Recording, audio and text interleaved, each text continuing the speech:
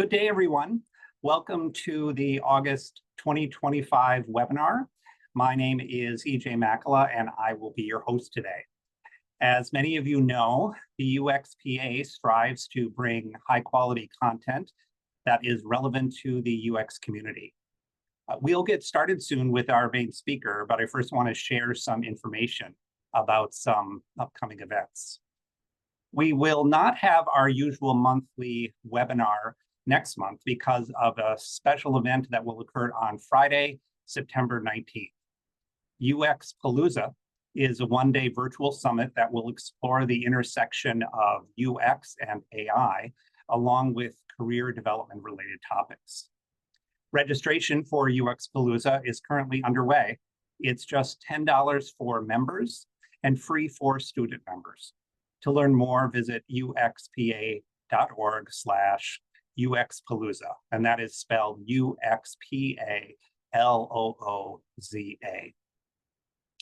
Then, thinking far ahead to 2026, the next UXPA International Conference will take place in June in Las Vegas. Next week, we'll be opening the call for speaker submissions for this annual event. Keep an eye out for the announcement on our social media channels. And a limited number of discounted tickets are also available right now, and you can visit uxpa2026.org for more information. So with those announcements out of the way, let's move on to our main event. Our guest speaker today is Lloyd Hervé II. Lloyd's topic is called Political Design, Shaping the Design Experience Through Individual Influences, Team Structures, and Regulatory Frameworks. Hello, Lloyd. Welcome. How are you today? Doing well. How you doing? Great. Okay, I'm going to pass control over to you. But while I do that, I want to let everyone know that this webinar is being recorded, and a copy will be posted to YouTube and our webinar library in the coming days. Also, if you have a question for the presenter, just click or tap on the Q&A button in Zoom, and we'll try to answer it later in the presentation. And I'm turning off my my share in a moment, and hopefully that will bear with me. I'm having a technical problem.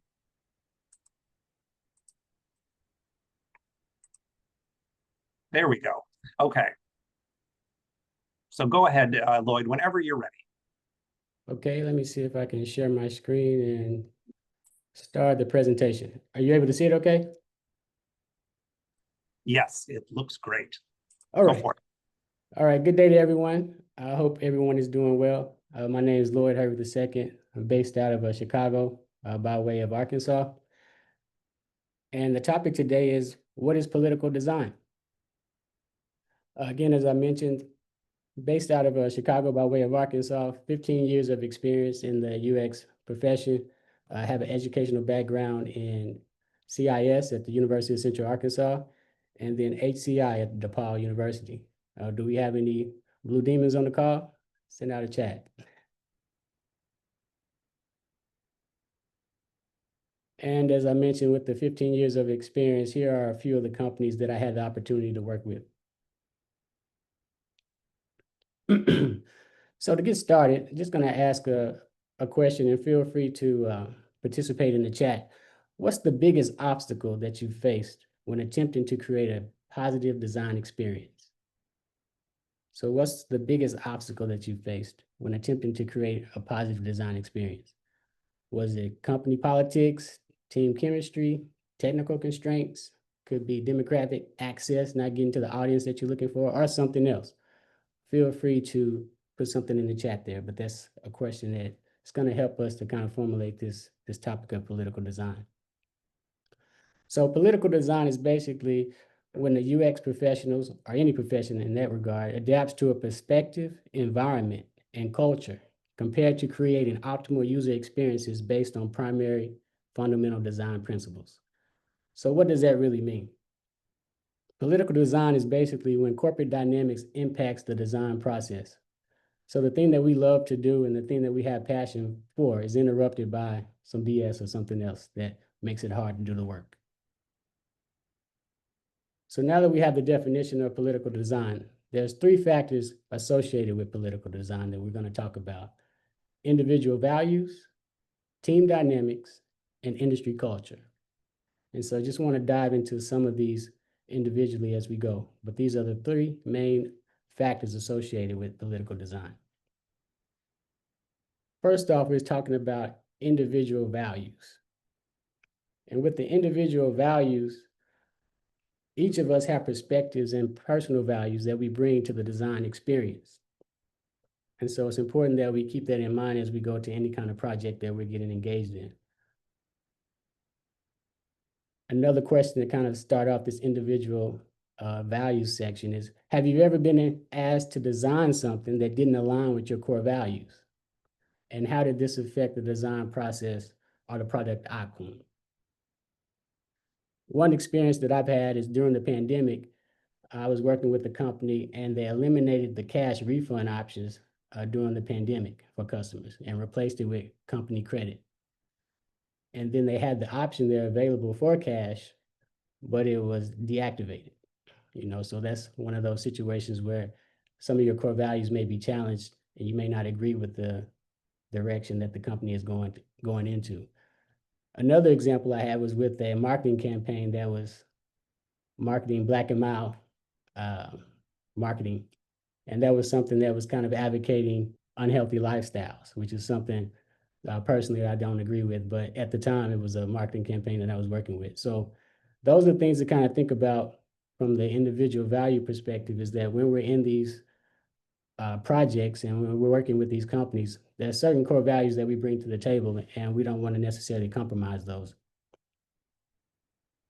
So our specific personalities, our perspectives, our motives, our experiences create a unique opportunity, and that's a part of this political design experience. If you think about it, you have a lot of dark patterns, and you may not agree with. One of my pet peeves is personally the subscription experience that you have with credit cards, where they give you their free business, the free trial, but then they want you to put in your credit card, hoping that you forget, and then charge you. And then some people may be an active listener, or you may be a vocalist on the team. And so those different values that you bring to the table are going to impact the overall experience. So that was individual values. The next factor that's associated with political design is team dynamics. So working together creates unique experiences that influence the world. In the chat, if you get an opportunity, what's your favorite movie? Who is your favorite actor? See if we can see some of those in the chat. We're on the team dynamic section associated with political design.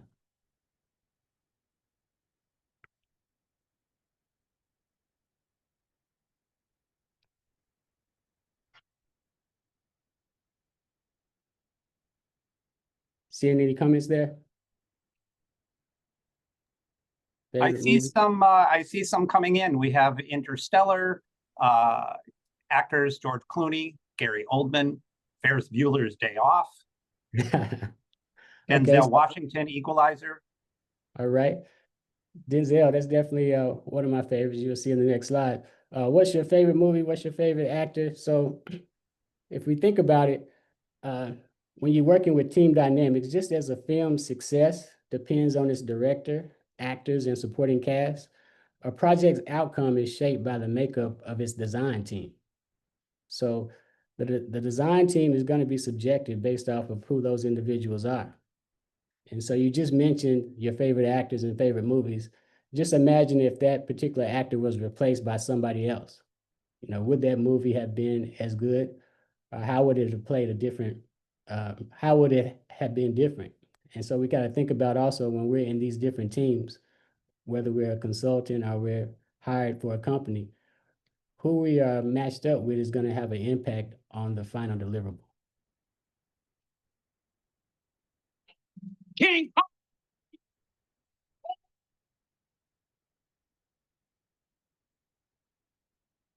Team dynamics. So while organizations hire also has an impact on project implementation, direction, and team chemistry. So who those organizations hire is an important aspect of political design, but also why organizations hire. And we can think about these. Why do organizations hire? Sometimes it's just an extra set of hands. We don't really need you to come in with recommendations. We already have a direction that we want. We just need to get this thing out quicker, and we just need your help. The other one is seeking guidance. So this is more of the consulting role. I really don't know what I'm looking for, but I'm looking for you to bring me some recommendations, and perhaps through those recommendations, we can come to a solution. And then the last one, and I think is the most powerful one, is a collaboration or partnership. You're bringing something to the table, they're bringing something to the table, and then as a result, there's some synergy involved. So the last factor associated with political design is industry culture. So we've talked about the individual values, we talked about the team dynamics, and now we're here with the industry culture. So what is the industry culture? Basically, industry culture is about entities with pre-existing rules and policies. And as designers, we have to navigate within and around these rules and policies to add value to the overall experience. So now I would be curious to know which industries are you currently associated with? Right now I'm working on a government contract. But if you could put something in the chat as far as what industries are you in? Marketing, tech, finance, nonprofit, entrepreneurial?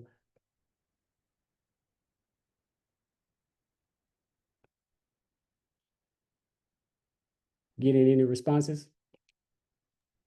Yes, we are. We have tech and ed tech Okay. so far. Someone is saying nonprofit, social entrepreneurship. Okay. So in talking about industry culture, each industry has a unique characteristic associated with how it functions within the project lifecycle experience. So depending on what industry we're in, we have to kind of adjust to those norms and policies associated with that industry as UX designers and kind of navigate within those rules, and then sometimes navigate outside of those, providing some recommendations.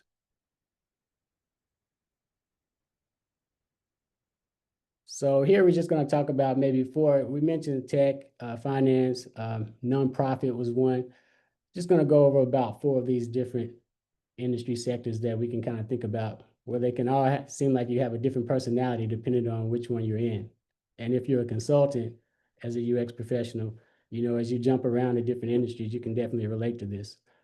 Marketing and branding. Usually it's a fast-paced, reactive environment, knee-jerk environment, quick project turnarounds, and aggressive deadlines. There's usually an overcommitment to client demands. A lot of times the marketing has one big client, and that's really the person that's kind of providing them with the revenue. And then even though you may have certain suggestions, if that client wants something one way, then you may have to be there all night fixing it because they want to appease that particular client.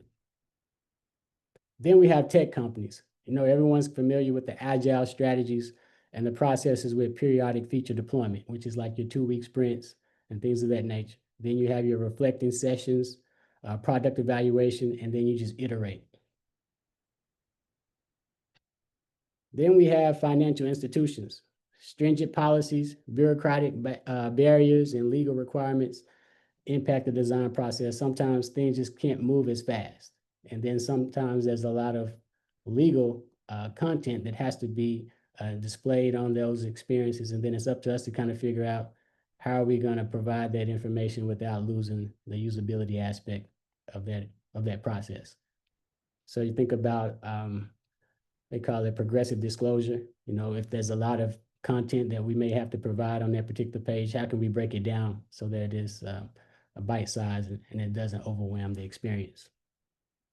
And then government organizations. This can vary, but for the most part, usually governments are kind of slower paced, more relaxed timelines.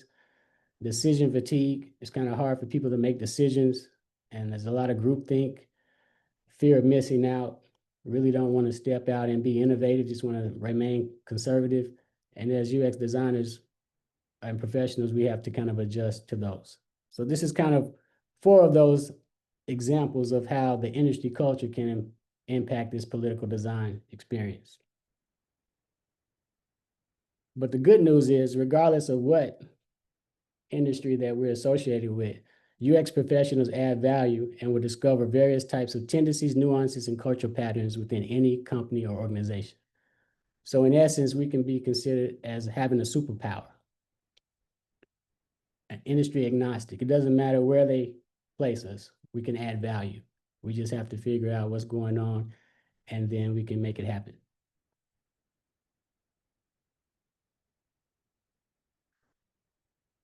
So now that we've kind of went over those 3 factors associated with political design, no right or wrong answer, but just curious, which of these 3 factors do you think is the most impactful? Individual values, where we kind of bring in our unique experiences; team dynamics, where we may have to deal with collaboration, confrontation, or different leadership styles; and then industry culture, having to adjust to certain compliances. Or you may think something else. Maybe none of these are factors that impact. Let's see what you have in the chat.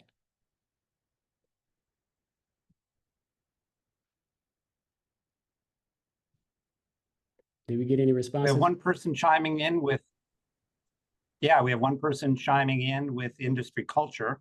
I'd love to hear what other people think. And again, use the chat. If there's a fourth or something else, or you think it doesn't make any difference, please chime in with your opinion. Yes, and feel free to respond to any of those questions, throughout, and we can kind of follow up at the end.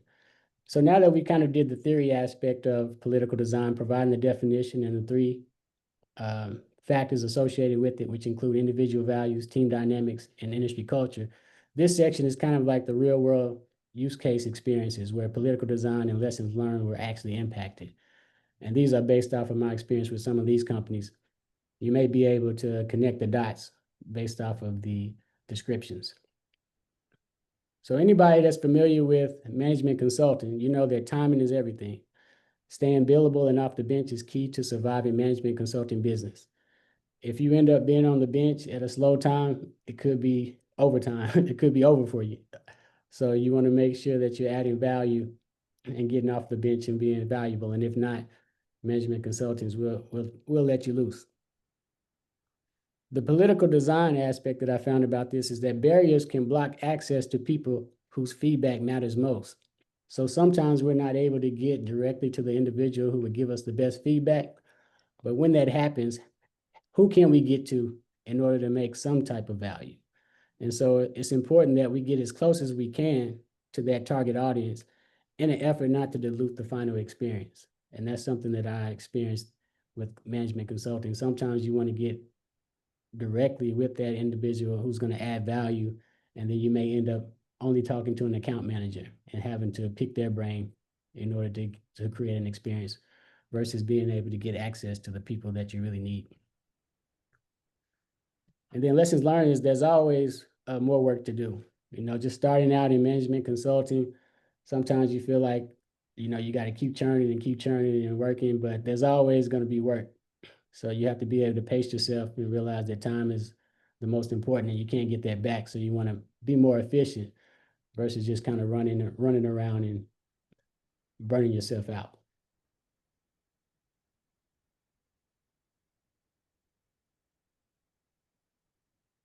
Let's see, I'll go to the next one here. Retail company. So this scenario repeated itself multiple times, and one incident turned into an ultimatum. Said, complete the solution before you leave today or you're fired, which is pretty extreme. Lesson learned here was sometimes the design is not the best option, but it appeases leadership, secures swift approval, and maintains job status. And of course, this is really based on where you are in the stage of your career. If you're kind of at the beginning of your career, then you may be one of those individuals who may be willing to put up with some of this stuff. But as you have more experience and you learn more, we have to set boundaries on what we're going to take and what we're not. And then the other thing is to always have an alternative design solution.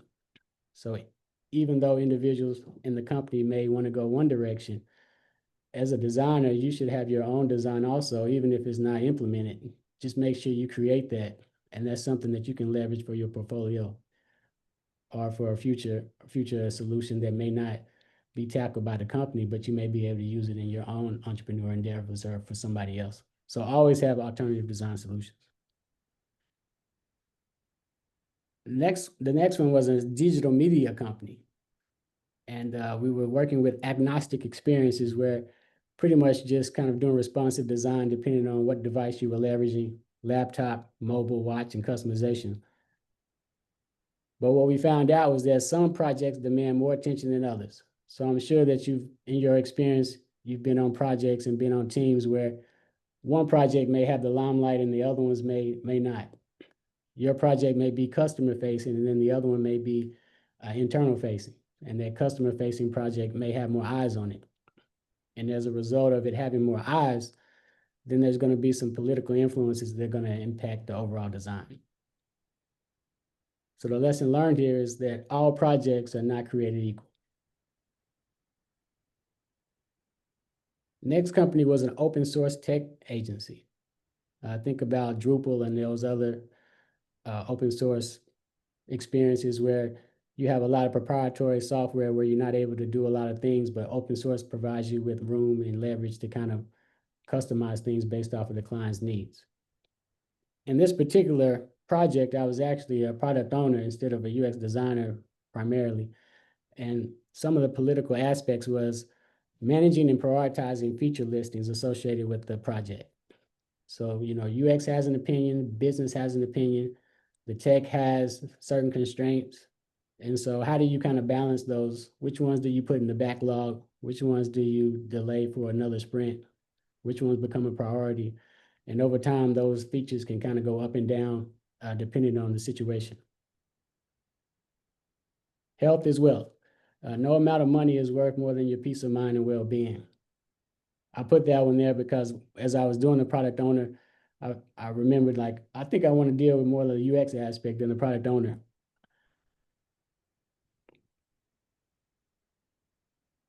The next opportunity was a financial institution. And so as you can see listed here, there's always a lot of individuals who are going to impact your project. And when you have a lot of cooks in the kitchen, there's going to be a lot of opinions and a lot of ideas. And it's important to figure out which feedback is going to be valuable and which ones do you need to put aside in order to keep the thing going. So everyone has a perspective on how things should be designed. And this creates challenges for feedback and prompt approvals during critical times of the project. The lessons learned: confirm all parties and roles scheduled for calls and presentations. So kind of know your audience and then cater your design or your recommendations based off of the audience that's going to be there. And that can help with the goals and the strategies that you may have be implemented faster. The next was an industry supply company. Our team completed a project redesign for a point of sale system, which was leveraged by sales representatives for regional manufacturer workers. So the point of sale system was basically selling construction boots for different manufacturer workers. There were aggressive timelines that forced cross-functional teams to consider alternatives and design trade-offs. We've all been in those situations where they're giving you 18 months to complete a project, but you may have certain things that they want. And you're like, well, if you want it in 18 months, then this is what we can give to you. If we get some more time, then we may be able to do this. So you kind of package the different features and strategies that you can be able to do based off of the timeline that you have. Audience feedback is priceless. We know that as UX professionals that we're not the user, and that getting the feedback from the individuals who are going to actually leverage that experience is how we add value. Also, helping drive user-centered design strategies is important. So if we keep that particular target audience in mind as we go through the design process, it allows us to stay in focus on what we're doing. And then marketing agencies, we kind of touched on this earlier with the industry culture aspect, where due to fast-paced culture and client deadline agreements, many marketing agencies face extreme demands to complete contractual assignments as quickly as possible. And so depending on which marketing agency that you're working with, they could have their own research vendors. So you may have to leverage them, even though you may have some expertise on your own. So it's important to be able to adjust there.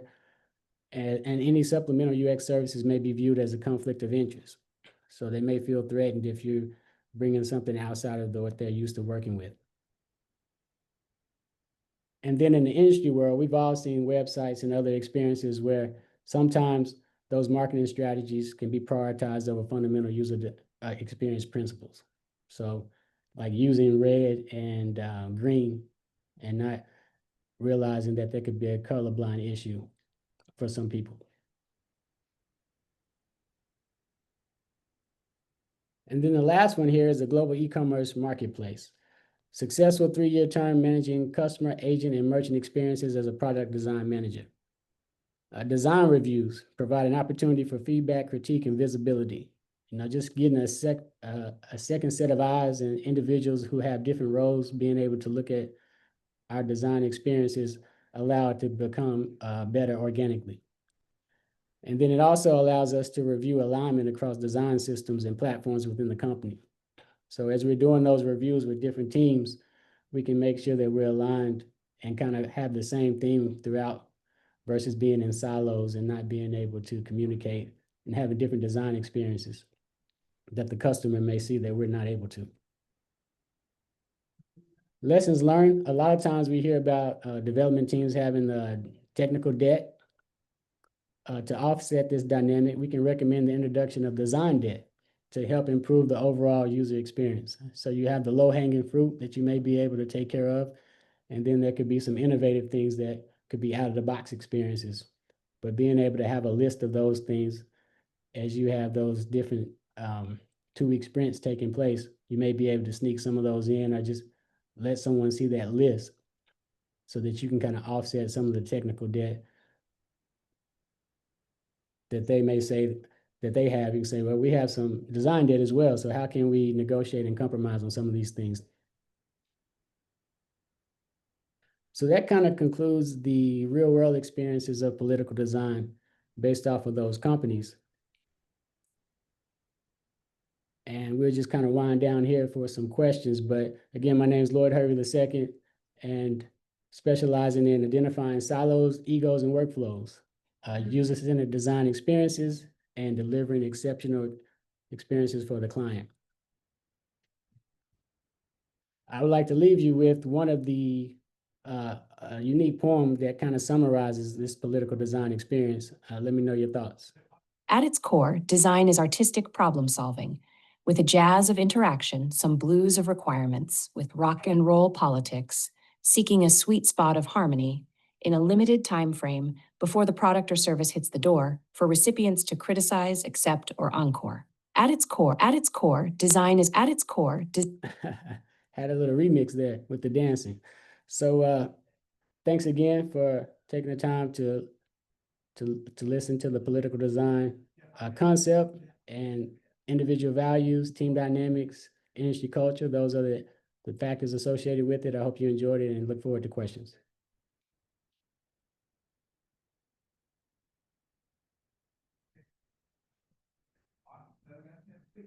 Thank you, Hervé.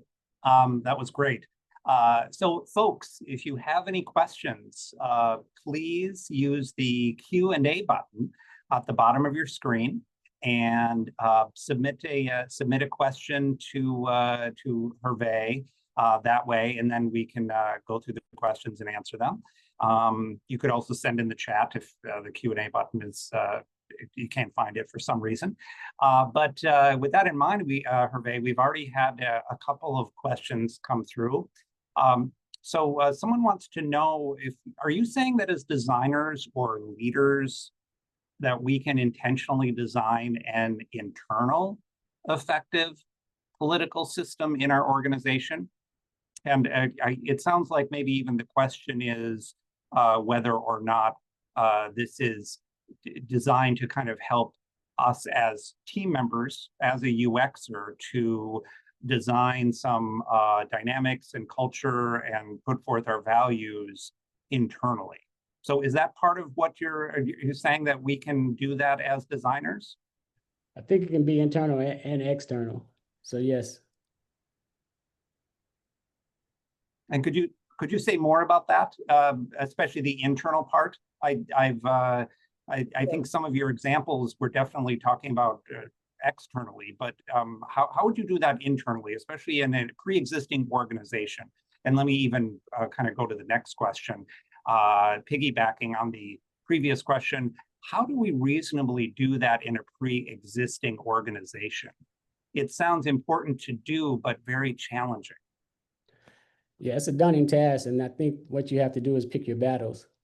Then it kind of comes to the point to where when you're looking for work, you want to find places where they have advocacy already for user experience, and so it's not really hard where you have to kind of explain what we do and why it's important.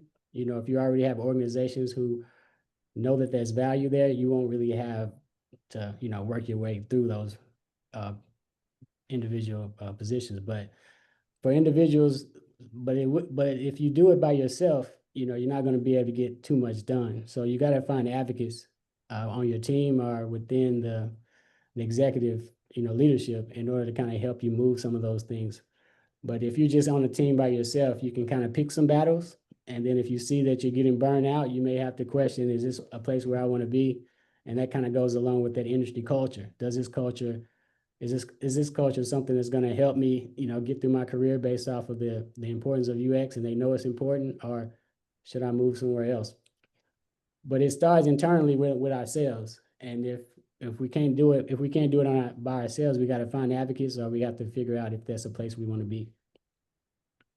Do you have any advice for entrepreneurs or founders of new companies, startups that want to do some intentional design of their political system, if that's the right way to describe it, so it will be effective from the get-go?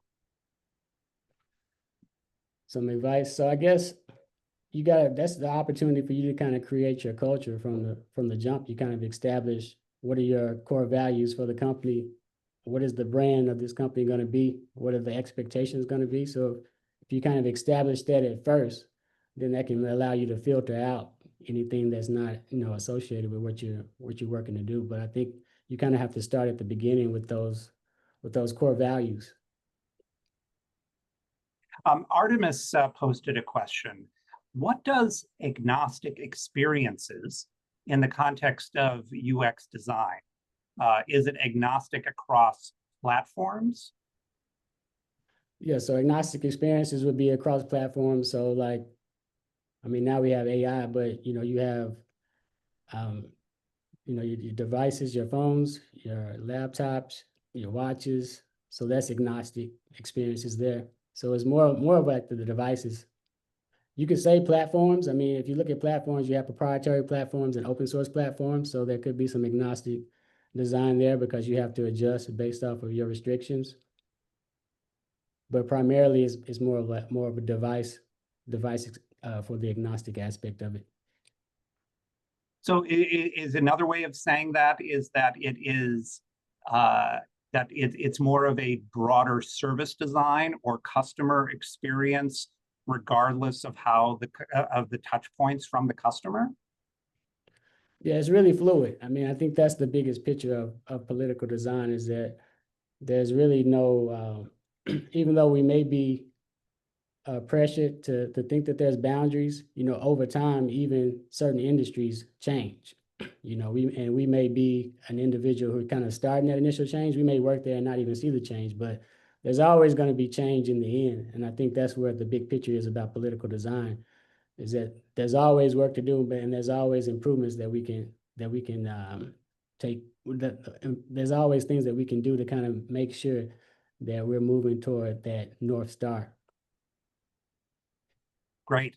I want to encourage people to still post your questions. We have plenty of time.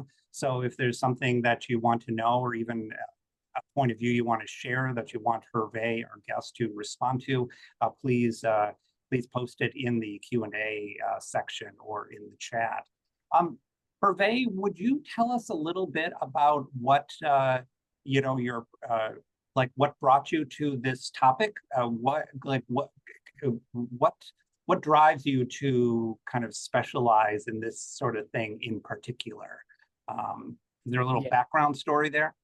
Yeah, it's kind of organic, but if you think about it, when we were in school doing the classes, there was really like an assignment that you would have, and there were no constraints necessarily or barriers. You know, it's kind of like, okay, we just do this assignment and complete it. And then once you get into the real world, you know, even though you may have a process or an experience that may be ideal, there's still certain steps and certain distractions and other obstacles that you're going to have to face that's really going to dilute and offset your initial design, which may feel like it's a failure at first, but it's actually the natural process of allowing it to organically create something that's going to be helpful for everyone. And so that's really where I kind of came up with the idea of, you know, there's more than us just saying, okay, this is where this button needs to go, or this is how the process should go. There's a lot of humanity involved in interpersonal skills that take place to the point that where your designs can be manipulative. You know, if you're getting along with the executive and you all are really good relationships, then you may be able to design something that you know from your experience that is not the best experience, but because of that relationship, you end up designing something that gets pushed out. And so that's really where it all came from. It's just my organic journey from starting in school and where things are kind of like, okay, this is the easy answer. And then as you go through corporate experiences and you have other opportunities, you find out that it's not that easy to just put a design through, and that it's really about relationships and being able to get along with individuals. And then after that, you're able to kind of navigate to an experience, which is always subjective. So also, the other thing that was kind of frustrating in school was that we were always in groups. Like, we're doing groups all the time. But now I realize that, you know, that was the essence of it, is that you're going to have to work in groups. One group, you may be a guru. You know, the other one, you may have to be some individual who's just an active listener and learning. But regardless of the case, whatever group you're in, that group is going to create a unique experience. And if you change anybody out or in of that group, that whole experience would be different.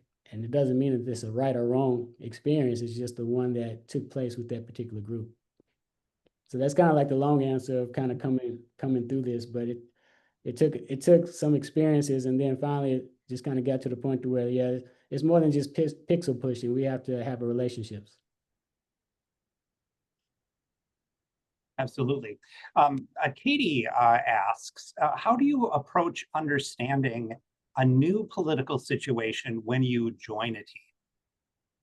I think that starts during the kickoff, your initial time when you're there, like, especially if you're a consultant. You know, I was working with Accenture at one point, and then, you know, anytime you as a consultant, you just kind of jump into an experience, and then you're in all these meetings, and then you're meeting all of these individuals who are going to be associated with that particular project. That's the time to kind of get that going, because then you're kind of learning what the culture's about. You're figuring out, okay, who has more weight than others based off of the conversations, who responds to the emails. As soon as you send them an email, people get responses. Other ones, they may take all day because they're not respected. You know, so all of those things kind of come into play during that initial time, that allows you to kind of get you a playbook to be like, okay, this is kind of what I see going on, and based off of that, I'm going to start to move and talk with these people. And then once you find out what they like, you can start to figure out what type of design experience they're gonna, you know, you're not gonna get a lot of pushback on, which again, you have to kind of play, because they could be manipulative, but you want it to be genuine. But that, I would say that's really the way to do it, is that initial kickoff, or that initial time that you're there. You have the fresh eyes. Those individuals have been probably working there for a while. So you have that unique 2 weeks to a month to where you have fresh eyes, and you can kind of see things before you end up being a part of the solution of the problem.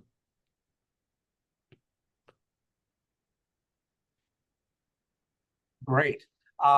So just again, I want to invite people to, if you have any questions, please post that in the Q&A. I'm curious about, I'll just give kind of it's sort of something that's kind of comes to mind when you're talking about this. Obviously, this is much about kind of team dynamics. And I'm also thinking about how this is about kind of a bit about diplomacy. It's really about sort of behavior, with other team members, doing what is effective, doing what kind of gives the sort of response that you want, building trust, those sorts of things. I don't know if you agree with that or not.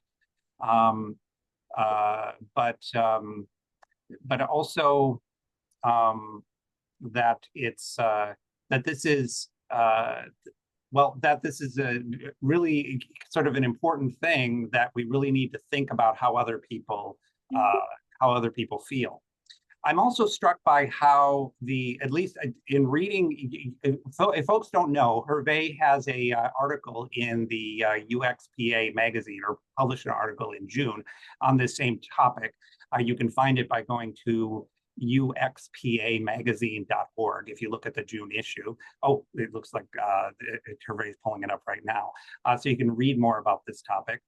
My takeaway from that is that it's also about designing, like when you're designing for your users or for your audience, is that you also consider sort of the like you broaden your point of view about who's going to be affected by the design. And it seems like you're offering sort of a new way of kind of increasing empathy, or being more inclusive. Would you say that that's would you say that I'm correct in how I'm looking at that, or do you see it differently? That's one aspect of it, is bringing more self-awareness to our experiences, and kind of being more relatable to those individuals who we interact with on a daily basis, and how it's going to be impacted. So I think if we see the big picture of how whatever we're creating is going to impact that end user in a positive or negative way, it kind of helps us take our time to be more present and self-aware when we're kind of going through the process, versus just trying to push out a solution. Right. Well, let's see. We don't have any more questions that have come in, and I don't have anything top of mind right now. Maybe you could also just tell us a little bit about if there's how people can follow your work or keep in touch with you. Oh, sure. I can provide my LinkedIn, and I would definitely like to receive feedback on the presentation. This was kind of one of those initial ones where you kind of build some momentum over time. So if there's any feedback, or if there was anything that was confusing or not presented the best, definitely let me know it. And as these presentations continue to go, and as I continue to present this to other areas and other individuals, it will continue to iterate and get better. But in order to get in touch with me, you can get in touch with me doing these LinkedIn here that I just provided here. And then also I put in the UXPA political design article. Yeah, if folks check out the chat address here. Oops. I didn't take the cap lock now. There.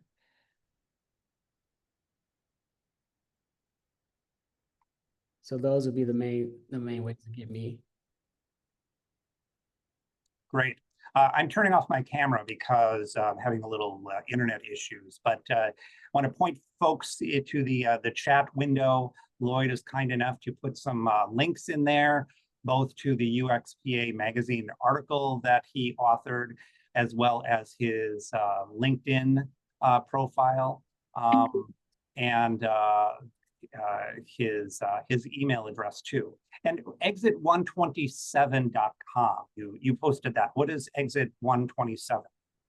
Yes, that's more of our social awareness and consulting side of the business, where we have products, but it emphasizes taking things to the next level, in whatever regard it is, whether it's your career, whether it's trying something different or moving to a different place.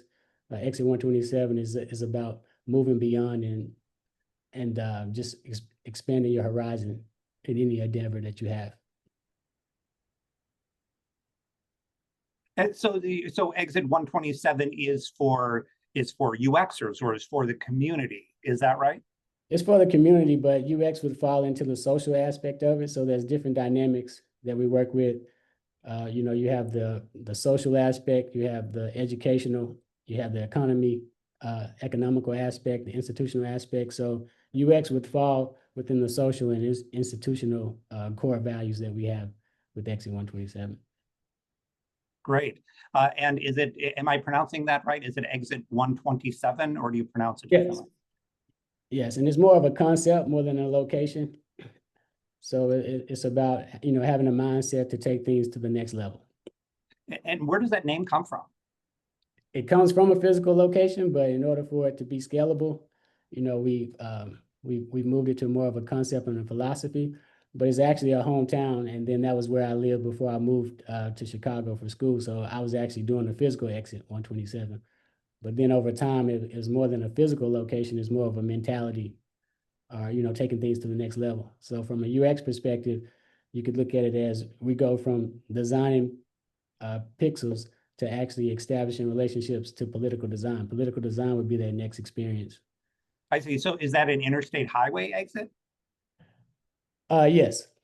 Okay. Yeah. For those who aren't in the United States, we have a interstate highway system, and every highway has unique exit numbers where you get off the highway. And so, particularly in smaller communities, they might be identified with their exit number or businesses or something. And I think that's, Hervé, what you might be referring to there.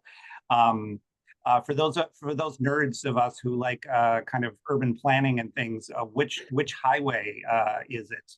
Which interstate highway? 40? I-40? Yes. Okay. In which state? Arkansas. Arkansas. Okay, cool. Shout out to Arkansas. Also, while we were chatting, Harvell posted a question. How do you detach your personal values from the project? Is there ever a time that we just see it as a deliverable and the ultimate goal is to simply get the project in the hands of the client? Essentially, just don't take it personally.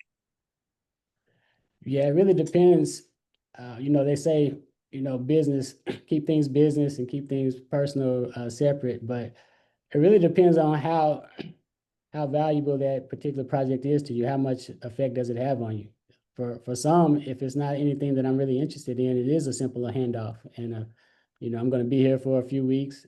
I hand it off and then I'll see you later. For other projects that may be a little bit more personal, it could be our questions that we have and answers that we have and solutions that we have could come from a personal perspective.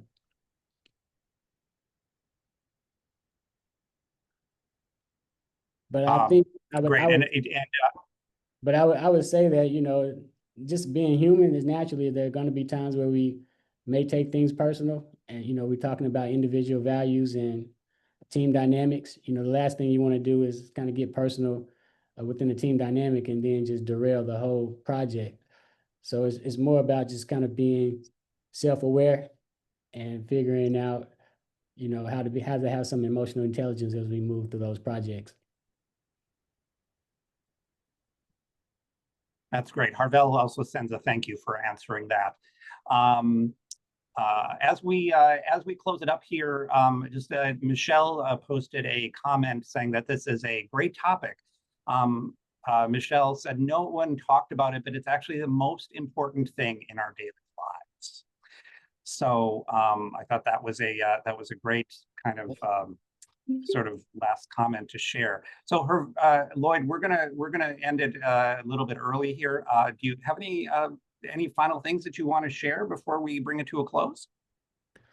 I know I appreciate everyone taking the time to listen. I know everyone is busy at this time and there could be other things that people could be doing. So I appreciate everyone taking the time to listen. And if there's any questions or concerns that you have and any additional feedback that you can provide, feel free to do so. And I hope everyone has a great day. Great. Thank you again. So folks, I'm going to turn my camera on back here to see if it works. But just wanted to thank everyone for attending today and for submitting your questions and comments. And also I want to thank our guest, Lloyd Hervé II, who gave the presentation on political design. And again, you can find him on LinkedIn. You can find out more information about organization he's involved in at exit127.com. And if you have any ideas for future events, you can send us an email at education@uxpa.org. Perhaps you are a presenter, and you want to talk to our audience about something, or perhaps you have an idea that you want to share. Please drop us a line. And again, as I mentioned at the beginning, this event has been recorded and it will be posted both to our YouTube channel and to our webinar library, which is available on our website, uxpa.org, where you can find all of our past webinars that we've had. So thanks again, Hervé, and really, really appreciate it. It was an interesting topic. And with that, we'll bring it to a close. Thanks again, everybody.